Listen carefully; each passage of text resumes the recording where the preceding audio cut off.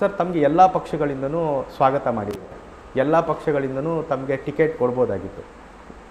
But choice BJP ಯಾಕೆ? ಯಾವುದೇ ಪಕ್ಷದ ಅಭ್ಯರ್ಥಿ ಆಗಲಿಕ್ಕೆ ನಮ್ಮ ನಂಬಿಕೆಗೆ ಇರ್ಬೋದು, ನಮ್ಮ ಈ ಅಭಿವೃದ್ಧಿಯ ದೃಷ್ಟಿ ಇರ್ಬೋದು, ನಮ್ಮ ದೃಷ್ಟಿಕೋನಗಳಿರ್ಬೋದು, ನಮ್ಮ ಸಿದ್ಧಾಂತ ಇರಬೇಕು. ಪಕ್ಷದ ಮತ್ತು ವ್ಯಕ್ತಿಯಲ್ಲಿ ಒಂದು ರೀತಿಯ ಹೊಂದಾಣಿಕೆ ಇರಬೇಕು. ಸೊ ನನಗೆ ಅದು ಯೋಚನೆ ಮಾಡುವಾಗ BJPನೇ ಸೂಕ್ತ ಅನಿಸ್ತು. ಅಂದರೆ ಏನು ಅದ್ರ ಹಿಂದೆ ಏನು ಕಾರಣ ಇದೆ? ಅಂದರೆ ಮೋದಿ ಅವರ ಲೀಡರ್ಶಿಪ್ ನೋಡಿನೋ? ಅಫ್ಕೋರ್ಸ್ ಅದು ಸ್ಫೂರ್ತಿನೇ ನಮಗೆ. ಪ್ರಧಾನಮಂತ್ರಿ ಅವ್ರು ಮಾಡ್ತಾ ಇರೋ ಕೆಲಸ ನಿಜವಾಗ್ಲೂ ಭಾಳ ಶ್ಲಾಘನೀಯದು. ಬಟ್ BJP ಇಡೀ ಇತಿಹಾಸ ನೋಡೋಕ್ಕೆ ಹೋದರೆ ಅದು ನಾವು ಯಾವ ರೀತಿ ಕೆಲಸ ಮಾಡ್ತೀವಿ ಅಂತ ಅದರಲ್ಲಿ ಒಂದು ರೀತಿಯ ಹೊಂದಾಣಿಕೆ ಇದೆ ವೈಯಕ್ತಿಕವಾಗಿ. But Mysuru royal family is A Congress family ಅಂತ ಹೇಳ್ತಾರಲ್ಲ ಸರ್, ಇದು ನಿಜಾನಾ? ಏನು ನಿಜ ಇಲ್ಲ. ನಾವು ಪಕ್ಷಾತೀತ ಕೆಲಸ ಮಾಡ್ತೀವಿ ನಾವು ಇವಾಗ. ಬಟ್ ರಾಜಕೀಯ ವ್ಯವಸ್ಥೆಯಲ್ಲಿ ಒಂದು ಪಕ್ಷವನ್ನು ಆಯ್ಕೆ ಮಾಡಬೇಕಾಗಿರೋದು ಮುಖ್ಯ. ನ್ಯಾಷನಲಿಸ್ಟಿಕ್ ಪಾರ್ಟಿ ಆಗಿದೆ. ಅದ್ರ ಜೊತೆಗೆ ನಮ್ಮ ಪ್ರಧಾನಮಂತ್ರಿ ಅವ್ರು ಮಾಡ್ತಾ ಇರೋ ಕೆಲಸ ನಿಜವಾಗ್ಲೂ ಶ್ಲಾಘನೀಯದು. ಮತ್ತು ಅವರೇ ಸ್ಫೂರ್ತಿ ಆಗಿರೋದ್ರಿಂದ BJP ನಮಗೆ ಸೂಕ್ತ ಪಕ್ಷ ಅಂತ ಅನಿಸ್ತು. ಸರ್, 2019ರಲ್ಲೂ ಸಹ ತಾವು ಚುನಾವಣೆಗೆ ಸ್ಪರ್ಧೆ ಮಾಡ್ತಾರೆ ಅಂತ ಹೇಳುವಂಥ ಟಾಕ್ಸ್ಗಳೆಲ್ಲ ಇದ್ವು. 2019ರಲ್ಲಿ ಹೌದು ಇತ್ತು, ಒಂದು ರೀತಿಯ ಚರ್ಚೆಗಳು ನಡೀತಾ ಇತ್ತು. ಆವಾಗ ನಾನು ಇಲ್ಲ ಅಂತ ಹೇಳಿದೆ. ನನಗೂ ಆವಾಗ ಆಸಕ್ತಿ ಇರಲಿಲ್ಲ ಬಂದು ರಾಜಕೀಯದಲ್ಲಿ. ಆದರೆ ನಾನು ಇವಾಗ ಒಂದು ಸ್ವಲ್ಪ ನಮಗೂ ಸಿದ್ಧರಾಗಲಿಕ್ಕೆ ಒಂದು ಸ್ವಲ್ಪ ಸಮಯ ಬೇಕಾಗಿತ್ತು. ಇವಾಗ ಸಿದ್ಧ ಆಗಿದ್ದೀನಿ. ಕಳೆದ 1 ವರ್ಷದಲ್ಲಿ ನಮಗೆ ರಾಜಕೀಯದ ಮೂಲಕ ನಾನು ಕೆಲಸ ಮಾಡ್ತೀನಿ ಅಂತ ನನಗೆ ಒಂದು ಆಲೋಚನೆ ಇತ್ತು, ಒಂದು ಕಲ್ಪನೆ ಇತ್ತು. ಸೊ ಅದಕ್ಕಾಗಿ ನಾನು ಸೇರ್ಪಡೆ. ಇಂಥ ಪರ್ಟಿಕ್ಯುಲರ್ ಪ್ರೇರಣೆ ಅಂತ ಏನಾದರೂ ಇದೆಯಾ ಸರ್ ರಾಜಕೀಯಕ್ಕೆ ಬರಲಿಕ್ಕೆ? ಇವತ್ತಿನ ವ್ಯವಸ್ಥೆಯಲ್ಲಿ ನೀತಿ ನಿಯಮ ಮೂಲಕ ನೀವು ಒಂದು ಬದಲಾವಣೆ ತರಬೇಕಂದ್ರೆ, ದೊಡ್ಡ ಮಟ್ಟದಲ್ಲಿ ಸಮಾಜ ಸೇವೆ ಮಾಡಬೇಕಂದ್ರೆ ಇವತ್ತಿನ ವ್ಯವಸ್ಥೆಗೆ ತಕ್ಕಂತೆ ನಾವು ಕೆಲಸ ಮಾಡಬೇಕಾಗಿದೆ.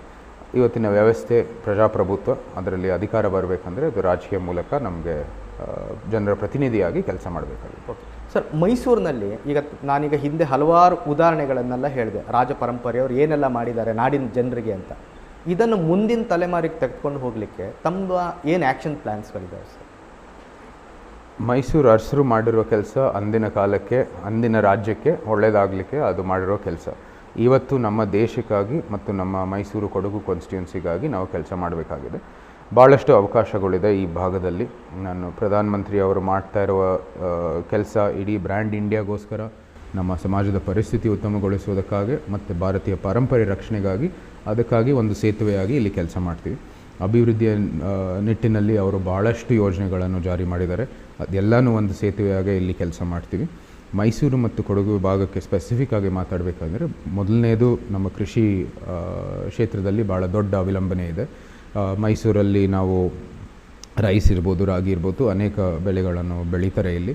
ಅದಕ್ಕೆಲ್ಲನೂ ಒಂದು ಕೌಶಲ್ಯ ಅಭಿವೃದ್ಧಿ ಮಾಡಬೇಕಾಗಿದೆ ಮತ್ತು ರೈತರ ಇನ್ಕಮನ್ನು ಹೆಚ್ಚಿಸುವುದಕ್ಕಾಗಿ ನಾವು ಪ್ರೋತ್ಸಾಹವನ್ನು ಕೊಡಬೇಕಾಗಿದೆ. ಕೊಡಗುಲು ಕೂಡ ಅದೇ ರೀತಿ. ಬಟ್ ಕಾಫಿ ಬೆಳೀತಾರೆ ಅಲ್ಲೇ ಜಾಸ್ತಿ, ಆರೆಂಜ್ ಬೆಳೀತಾರೆ ಜಾಸ್ತಿ, ಪೆಪ್ಪರ್ ಬೆಳೀತಾರೆ ಜಾಸ್ತಿ. ಅದಕ್ಕೂ ಕೂಡ ಒಂದು ಪ್ರೋತ್ಸಾಹ ಮಾಡಬೇಕಾಗಿದೆ. ಅದಕ್ಕೆ ತಕ್ಕಂತೆ ಕೆಲವು ಸಮಸ್ಯೆಗಳಿದ್ದಾವೆ.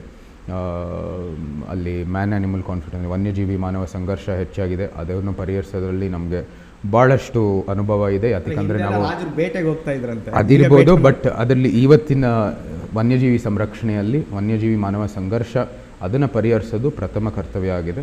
ಅದರಲ್ಲೂ ಭಾಳಷ್ಟು ನಮಗೆ ಅನುಭವ ಇದೆ. ಯಾಕಂದರೆ ವನ್ಯಜೀವಿ ಪ್ರೇಮಿನೇ ಆಗಿರೋದು, ಕಾಡು ಪ್ರೇಮಿ ಆಗಿರೋದ್ರಿಂದ ಅದರಲ್ಲಿ ಭಾಳಷ್ಟು ಅನುಭವ ಇದೆ ನಮಗೆ ಆ ಕೆಲಸ ಮಾಡ್ತಾ. ಅದರ ಜೊತೆಗೆ 2 ಭಾಗದಲ್ಲೂ ಕೂಡ ಪ್ರಕೃತಿಯ ಕಾಳಜಿ ಭಾಳ ದೊಡ್ಡದು. ಮೈಸೂರಿನವ್ರಿಗೆ ಮೈಸೂರಾಗೆ ಅದು ಉಳಿಬೇಕು ಪಾರಂಪರೆ, ಕೊಡಗುನಲ್ಲಿ ಕೊಡಗು ಹಾಗೆ ಉಳಿಬೇಕಾಗಿರೋದು ಪಾರಂಪರೆ. ಅದರ ಜೊತೆಗೆ ಒಂದು ಆರ್ಗ್ಯಾನಿಕ್ ಡೆವಲಪ್ಮೆಂಟ್ ಮಾಡಬೇಕಾಗಿರೋದು ಭಾಳ ಮುಖ್ಯ. ಯಾಕಂದರೆ ಡೆವಲಪ್ಮೆಂಟ್ ಆಗಬೇಕಾಗಿರೋದು ಬರೀ ಅಭಿವೃದ್ಧಿಗೋಸ್ಕರ ಅಲ್ಲ, ಅಭಿವೃದ್ಧಿ ಎಲ್ಲಿ ಸೂಕ್ತ, ಹೇಗೆ ಮಾಡಬೇಕು ಅದನ್ನ ನಾವು ಯೋಚನೆ ಮಾಡಬೇಕಾಗಿದೆ. ಅದಕ್ಕೆಲ್ಲನೂ ನಮಗೆ ನಮ್ಮ ವಿದ್ಯಾಭ್ಯಾಸ ಇರ್ಬೋದು, ನಮ್ಮ ಯಾವ ರೀತಿ ನಮ್ಮ ಪಾಲನೆಯೂ ಆಗಿದೆ, ಅದೆಲ್ಲ ಭಾಳ ಸಹಾಯ ಆಗುತ್ತೆ. ಅಂದರೆ ತಮ್ಮ ಪರಂಪರೆ ಆ ಸಾರ್ವಭೌಮತೆ ಅಭಿವೃದ್ಧಿಯನ್ನು ತಾವು ಮತ್ತೆ ಇಲ್ಲಿ ಎತ್ತಿ ಹಿಡಿತೀರಿ.